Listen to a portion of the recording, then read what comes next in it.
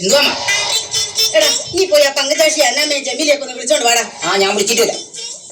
എവിടെ മാർക്കത്തെ എവിടെ പോയി കിടക്കുന്നോ അവൻ.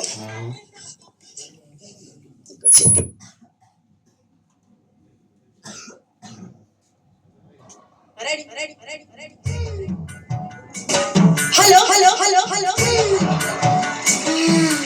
പ്രതിഭാന, എന്താ നീ എന്ത് പണിയാടാ കാണിക്കുന്നേ? എന്താ കുഴപ്പം? എന്താ എടാ ഞാൻ ഇതിനകത്ത് ഒരു പ്രാവശ്യം പറയുമ്പോഴേ 5-6 പ്രാവശ്യമാണല്ലോ വെളിയിൽ വെക്കുന്നേ. എന്റെ പൊന്നിയേച്ചി അത് എക്കോയാ. എന്തോന്ന് ഈ പരിപാടി ഒന്ന് ഭംഗിയായിക്കോട്ടെ എന്ന് കൊണ്ടുവന്നാ. ആഹാ, എന്നാലേ അവനെ പിടിച്ചു മാറ്റിട്ടെ നീ കയറി വർക്ക് ചെയ്യ്. എടാ അവന്റെ വർക്ക് കൊള്ളത്തില്ലെന്ന്. പിന്നെ അവന്റെ കാശ് നീ തന്നെ കൊടുത്തോളൂ. പിന്നെ പരിപാടി കഴിയുമ്പോ എക്കോടെ കാശി എന്ന് പറഞ്ഞ എന്റെ പിറകെ വന്നേക്കരുത്. നല്ല വിവരം. പെണ്ണുങ്ങളുടെ പരിപാടി നമ്മുടെ ചാടിത്തുള്ളി വന്നതാ. വേണമെങ്കിൽ കിടക്കുന്നു. ഇയാള് മാർക്കത്ത് എവിടെ പോയി കിടക്കുമ്പോ ഒരു ഒരുക്കും ആയില്ല. ആര് പറഞ്ഞ ചേച്ചി ഒരുങ്ങിയിട്ടില്ലെന്ന്? ഞാൻ നല്ല അടിപൊളിയായിട്ട് ഒരുങ്ങി വന്നേക്കുന്നേ. എങ്ങനെയുണ്ട് ചേച്ചി? നീ ഒരുങ്ങുന്ന കാര്യമല്ല, പിന്നെ സ്റ്റേജ് ഒരുക്കുന്ന കാര്യ. അതിപ്പൊ ശരിയാക്കാന്നേ. എടിയാണോ മേ എന്റെ എടിയാ പങ്കജാക്ഷിയൊക്കെ? നീ ഒന്ന് അവളെ വിളിച്ചേ. എന്ത് ചേച്ചി, ഞാൻ വിളിച്ച അവള് വരുവോ? അവളുടെ സ്വഭാവം ചേച്ചിക്ക് അറിയാമല്ലേ? 24 മണിക്കൂർ മൊബൈലും ചെവി വെച്ച് നടക്കലല്ലേ അവളുടെ പണി തന്നെ. എന്താടാ ഞാനോ ഇപ്പോഴോ മതിയോ? നീ ആരെയാണ് ഇങ്ങനെ വിളിച്ചോണ്ടിരിക്കുന്നത്? ഓ, അതൊരു റോങ് നമ്പർ ആയിരുന്നേ. റോങ് നമ്പർക്ക് മണിക്കൂറുകളോട് വിളിക്കാൻ തുടങ്ങിയ. എടി പങ്കജാക്ഷി, എനിക്ക് നിന്റെ ഈ സ്വഭാവം തീരെ പിടിക്കുന്നില്ല. ഞാൻ നിങ്ങളോട് പല പ്രാവശ്യം പറഞ്ഞിട്ടില്ല എന്നെ പങ്കജാക്ഷി എന്നൊന്നും വിളിക്കരുതെന്ന്. അയ്യാ മിസ് പങ്കു. സ്നേഹമുള്ളവരെ നീ പങ്കീന്ന് വിളിക്കും. പക്ഷെ ഈ മുഖത്തിന് ചേരുന്ന പേരെ മങ്കീന്ന. ഇത് മൊക്ക മാത്രമേ ഉള്ളൂ. ഇതിന്റെ കൂടെ മെമ്പർ കണി വെച്ച മാലന്റെടി. അയ്യോ, ഇത് മെമ്പർ കണിയാനുള്ള മാലയായിരുന്നോ? പിന്നെ ഞാൻ വിചാരിച്ചോ നമുക്ക് എല്ലാവർക്കും കൂടി തലേ ചൂടാനുള്ളതാണെന്ന്. ഇയാളുമാരെ കൊണ്ട് ഞാൻ തോറ്റു. ഇനിയിപ്പോ മെമ്പർ വരുമ്പോ എന്തോ എടുത്ത് കൊടുക്കും? 10-60 വയസ്സായ മെമ്പർക്ക് എന്തിനാ ചേച്ചി മാല? മെമ്പർ ഉള്ള മാല അങ്ങ് ഇട്ടാ മതി. നിലവിളക്ക് എന്തിയെ? അത് ജമീലാത്ത കൊണ്ടുവരാന്നാ പറഞ്ഞിരിക്കുന്നേ. ഓ എടി ജമീലെ, അവിടെ വർത്താനം പറഞ്ഞിരിക്കണ്ട, വിളക്കിഞ്ഞു കൊണ്ടുവാ. ഒരു ഉദ്ഘാടനത്തിന് പോലെ വിളക്ക് കൊടുത്താത്ത നമ്മളെ കൊണ്ടാ വിളക്കെടുപ്പിക്കുന്നേ. വിളക്ക്. എടാ ദിവാകര, ഒരു പാട്ട് വെക്കടാ. എടാ ഇവിടെ ഇങ്ങനെ ഒരു പരിപാടി നടക്കുന്ന നാട്ടുകാരൊന്ന് അറിയട്ടടാ. ഇപ്പൊ അറിയിച്ചേക്കാം.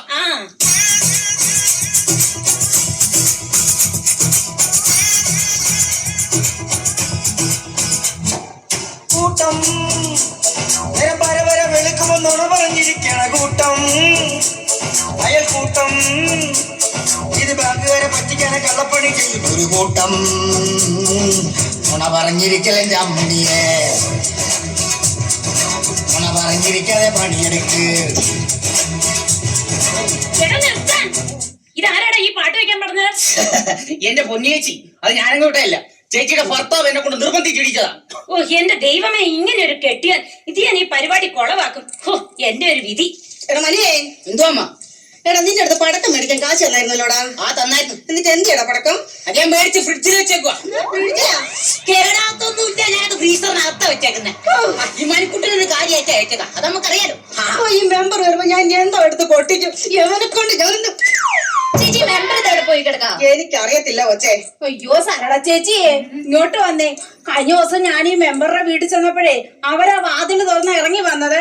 യോ മെമ്പറിന് മേക്കപ്പ് ഇല്ലാതൊന്ന് കാണണം. വായിക്കാത്തന്നെ ഒരൊറ്റ പല്ലുമില്ല. അത് കൊള്ളാം, എനിക്കിഷ്ടപ്പെട്ടു. പഞ്ചായത്തിൽ ഉരുവരുത്തവനാരിവനോ, അത് വിചാരത്തുള്ള കൊമ്പത്തിയാരിവണോ, പണ്ട് ആദാമിനെ കൊണ്ടാപ്പിടി തിരിച്ച പെണ്ണിവണോ, അമ്മയാടിന്റെ വാരികൾ വിളിക്കാൻ വന്നൊരു പെണ്ണിവണോ. എന്റെ മെമ്പറെ, ഞാൻ ഇപ്പം മെമ്പറിന്റെ കാര്യം അങ്ങ് പറഞ്ഞതേ ഉള്ളൂ. എന്നെ അടിപൊളിയായിട്ട് ഒരുങ്ങി വന്നേക്കുന്നേ. എന്തൊരു ഗ്ലാമറ മെമ്പറേ ഇത്.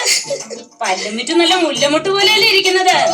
എന്താ മെമ്പറെ ഈ സൗന്ദര്യത്തിന്റെ ഒരു രഹസ്യം? ഒന്ന് പറഞ്ഞതാ. പോടി അവിടുന്ന്. മെമ്പറെ, ഈ തലമുടി എന്താ മെമ്പറെ വെളുത്തിരിക്കുന്നേ? അത് അരിപ്പൊടിക്കാൻ വീട് ഉദ്ഘാടനത്തിന് പോയതാ. ഉദ്ഘാടനേ ഡൈ ചെയ്യാൻ നടന്നതാ. നീ എന്തെങ്കിലും പറഞ്ഞോ? അല്ല, മെമ്പർക്ക് ഒന്നിന് സമയമില്ലെന്ന് പറയുന്നു. പ്രിയമുള്ളവരെ, നമ്മുടെ ഈ ഒരു അയൽക്കൂട്ടത്തിന്റെ 10ാം വാർഷികത്തോടനുബന്ധിച്ച് നടത്തുന്ന പരിപാടിയുടെ ആധ്യേയമായ പ്രാർത്ഥനാ ഗാനം ആലപിക്കുന്നത് ഈ അയൽക്കൂട്ടത്തിലെ അംഗങ്ങളാണ്. അവരെ ക്ഷണിച്ചുകൊള്ളുന്നു. തൊഴിലിന്റെ പേരിൽ തരികിട വില ചെയ്താലോ കൂലിയും തുച്ഛമാ. പുല്ലു പാറി എന്ന പേരിലും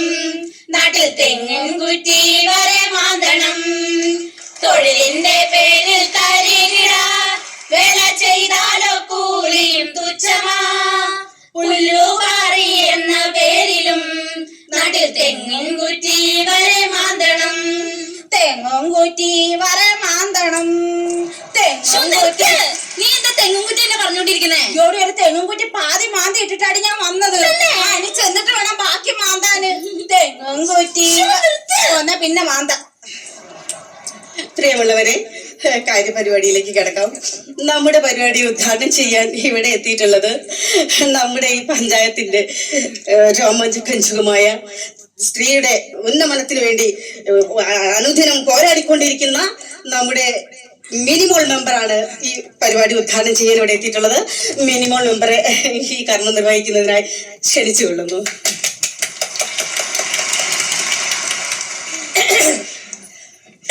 പ്രിയപ്പെട്ട നാട്ടുകാരെ, ഒരുമയെ കുറിച്ച് പറയുകയാണെങ്കിൽ അവർ ശരിക്കും ഒരു എരുമകൾ തന്നെയാണ്. അല്ല, ഒരുമയുണ്ടെങ്കിൽ ഉടക്കപ്പുറത്തും കിടക്കാൻ തെളിച്ചവരാണ് ഈ ഇരിക്കുന്നവരെല്ലാവരും. നമ്മളെ എനിക്ക് സമയം ഉണ്ടായിട്ടല്ല കേട്ടോ ഞാൻ ഈ പരിപാടി ഉദ്ഘാടനം ചെയ്യുന്നത്. പിന്നെ ഈ ഒരുമയിൽ അമ്മച്ചിമാരും ചേച്ചിമാരും വളരെ നിർബന്ധിച്ചുകൊണ്ട് മാത്രമാണ് ഞാൻ ഇന്ന് ഈ പരിപാടി ഉദ്ഘാടനം ചെയ്യാൻ നേട്ടത്. 28 വയസ്സായ നമ്മൾ അമ്മച്ചിമാര് ഈ മുതുകിത്തുള്ള ചെറുപ്പക്കാരി മേക്കപ്പെട്ടുകൊണ്ട് ഒരുങ്ങി എഴുന്നേല് വന്നേക്കല്ലേ പെണ്ണുമ്പിള? ആരുടെ മുതിക്ക് തള്ളി? നിങ്ങൾ തന്നെ. ഒരു വക തരികട വർത്താനം എന്റെ അടുത്ത് പറഞ്ഞാലുണ്ടല്ലോ, എന്റെ നേരെ കൈ ചൂണ്ടിയാലുണ്ടല്ലോ. കൈ ചൂണ്ടി നീ എന്നാ ചെയ്യും? എന്റെ സ്വഭാവം നിങ്ങൾക്ക് അറിയില്ല. എന്റെ സ്വഭാവം നിനക്ക് അറിയില്ല. കളി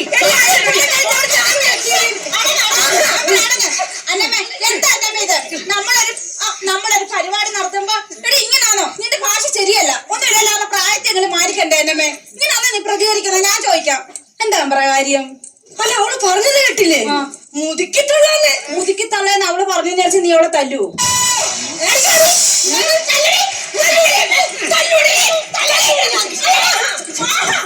ഈ പരിപാടി ഉദ്ഘാടനം ചെയ്യുന്നത് എനിക്ക് തീരെ താല്പര്യമില്ല. നീ ഉദ്ഘാടനം ചെയ്യണ്ടേ? നീയൊക്കെ ഒരുമകളല്ലടി, എരുമകളാണ്, എരുമകൾ. ഞാൻ അപ്പഴേ പറഞ്ഞ ഈ കിഴവെ വിളിക്കണ്ടെന്ന്. അടുത്ത അജണ്ട വിളിക്കും പ്രസിഡന്റെ. അടുത്തതായി സെക്രട്ടറി നിങ്ങളോട് 2 വാക്ക് സംസാരിക്കുന്നതാണ്. എടി ജമീലെ, നല്ല 4 വർത്താനം പറഞ്ഞേക്കണം. എടാ ദിവാകര, ആ മൈക്കിന്റെ വോളിയം നല്ലോണം ഒന്ന് കൂട്ടിയിട്ടാ. അവളുടെ തറവാട് വരെ കേക്കട്ടെ. വോളിയം കൂട്ടാൻ കാശും കൂടും. എന്നാ ഉള്ള വോളിയം മതി. അതാ നല്ലത്. ബഹുമാനപ്പെട്ട നാട്ടുകാരെ, പ്രിയപ്പെട്ട സഹപ്രവർത്തകരെ, ഒരുമ അയൽക്കൂട്ടത്തിന്റെ 10ാം വാർഷികത്തോടനുബന്ധിച്ചുള്ള ഈ വാർഷികത്തിൽ എനിക്ക് നല്ല 2 വാക്കുകൾ പറയാനുണ്ട്. നമ്മൾ സ്ത്രീകൾ എല്ലാ മേഖലയിലും പിന്നോക്കം നിൽക്കുന്ന ഒരു അവസ്ഥയാണ് ഇത് കണ്ടുവരുന്നത്. അത് തൊഴിലിന്റെ കാര്യത്തിലാണെങ്കിലും സ്പോർട്സിന്റെ കാര്യത്തിലാണെങ്കിലും.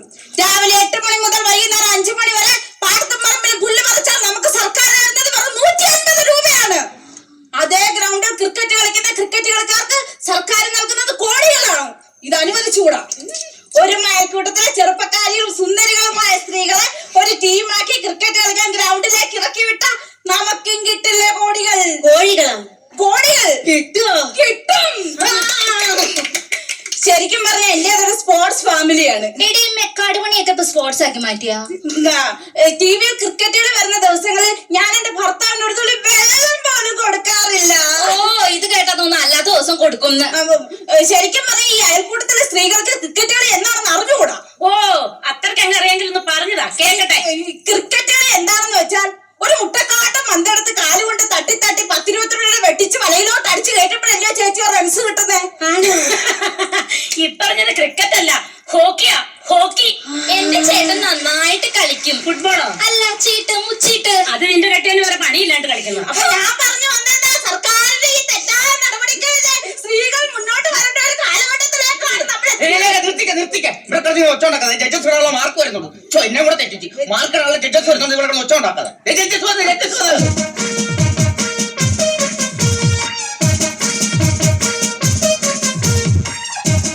സാറേ, എന്റെ മോള് കളിക്കുന്നുണ്ടേ.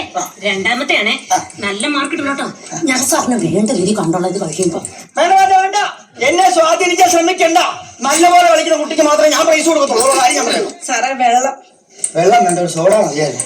സോഡ എന്തിനാ സാറേ? ഒരു ഫോട്ടോ എടുക്കുന്ന അടിക്കാൻ വേണ്ടിയാ. വേണ്ട, സോഡ തന്നെ എന്നെ സ്വാധീനിക്കണ്ട. സാറേ, ഞാൻ സോഡ തരാം. വേണ്ട, സോഡ തരാം സാറേ. സോഡ തന്നെ എന്നെ സ്വാധീനിക്കണ്ട. സാറേ, എന്റെ മോള് 3ാമത് കളിക്കുന്നു സാറേ. സോഡ തരാം സാറേ. വേണ്ട, എന്ത് പറഞ്ഞാലും നന്നായിട്ട് കളിക്കുന്ന കുട്ടിക്ക് പ്രൈസ് കൊടുക്കത്തുള്ളൂ. ആഹാ, സാറേ, എന്തിനാ പുൽകാൻ അടി വെച്ചിരിക്കുന്നേ? അത് നിങ്ങൾ ബുദ്ധിജീവികളുടെ ഒരു സിഗ്നലാണ്. അയ്യോ, അപ്പൊ ഈ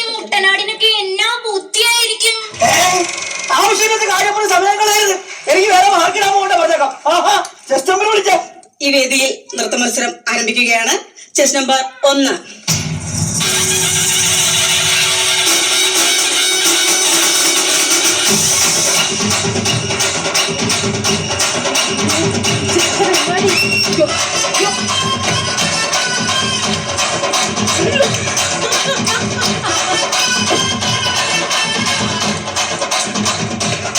വേദിയിൽ ചെസ് നമ്പർ 2.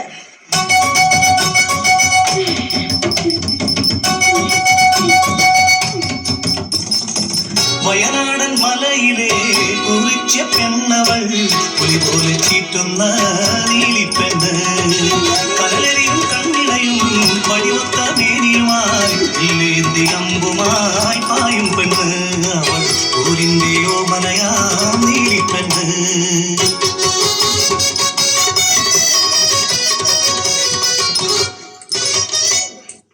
വേദിയിൽ ചെസ് നമ്പർ 3.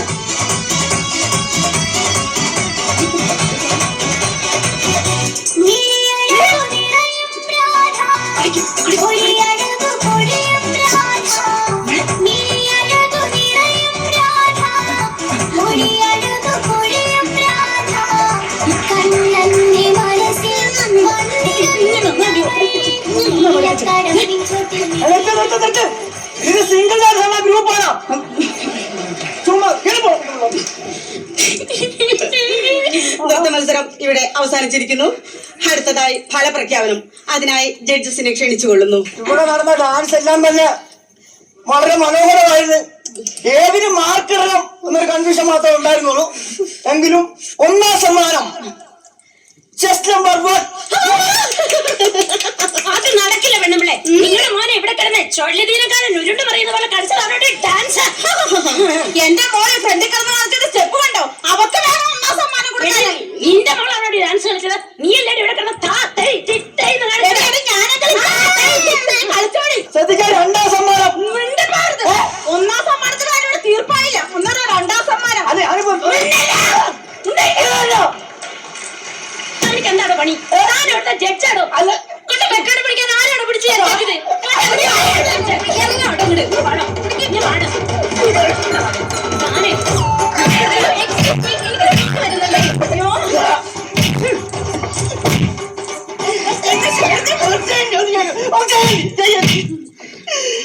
എന്റെ ദൈവമേ, കേവലം ഒരു അയൽക്കൂട്ടത്തിന്റെ പരിപാടിക്ക് മാർക്കിടാൻ വന്നിട്ട് എന്റെ സ്ഥിതി ഇതാണെങ്കിൽ സ്കൂളിൽ മാർക്കിടാൻ പോയിരുന്നെങ്കിൽ എന്റെ ഗതി എന്തായേനെ.